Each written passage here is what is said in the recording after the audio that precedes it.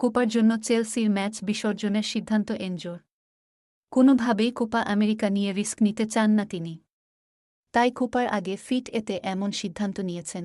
মাংসপেশির ইনজুরিতে আছেন চেলসির তরুণ আর্জেন্টাইন মিডফিল্ডার এনজো ফার্নান্দেজ। তিনি কুঁচকির নিচের অংশে বেশ কিছুদিন ধরে ব্যথা অনুভব করছেন, যাকে স্পার্টস হার্নিয়া বলে। চেলসির মেডিকেল টিম তাকে মৌসুম শেষে সার্জারির পরামর্শ দিয়েছে, যাতে করে কোপা আমেরিকার আগে পূর্ণ ফিটনেসে ফিরতে তিনি পর্যাপ্ত সময় পান। গত এক সপ্তাহ তার ওই ব্যথা বেড়েছে বলেও জানানো হয়েছে। গত বছরের জানুয়ারিতে এনজো ফার্নান্দেজকে ১০৬ মিলিয়ন পাউন্ড দিয়ে বেনফিকা থেকে কিনেছে চেলসি। বিশ্বকাপের সেরা উদীয়মান ফুটবলার নির্বাচিত হন তিনি। তবে ব্লুজ শিবিরে আসার পরে সেরা ফুটবল এখনও দেখাতে পারেননি এই মিডফিল্ডার।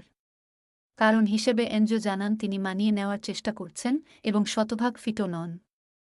মৌসুম শেষেই এনজো ফার্নান্দেজ চিকিৎসকের ছুরির নিচে যেতে চেয়েছিলেন, কিন্তু ওই সময় সার্জারি করালে বিশ্বকাপ জয়ী এই মিডফিল্ডার জুনে যুক্তরাষ্ট্রে অনুষ্ঠেয় কোপা আমেরিকায় খেলতে পারবেন না।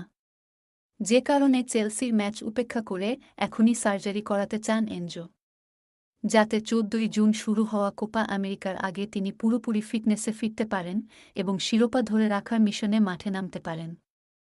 ক্রীড়া সাংবাদিক হার্নান ক্যাস্তিল্লো দিয়েছেন এই খবর। এনজোকে যত দ্রুত সম্ভব তার হার্নিয়ার চিকিৎসা করানোর জন্য চাপ দিচ্ছে এএফএ।